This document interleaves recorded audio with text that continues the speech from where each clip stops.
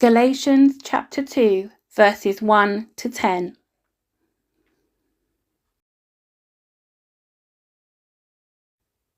Then 14 years later, I went back to Jerusalem again, this time with Barnabas, and Titus came along too. I went there because God revealed to me that I should go.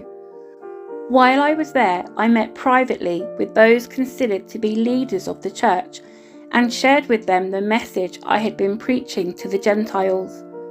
I wanted to make sure that we were in agreement, for fear that all my efforts had been wasted and I was running the race for nothing.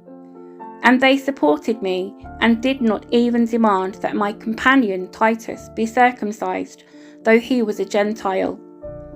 Even that question came up only because of some so-called believers there, false ones really, who were secretly brought in. They sneaked in to spy on us and take away the freedom we have in Christ Jesus. They wanted to enslave us and force us to follow their Jewish regulations. But we refused to give in to them for a single moment. We wanted to preserve the truth of the gospel message for you.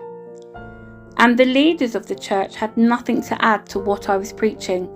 By the way, their reputation as great leaders made no difference to me, for God has no favourites.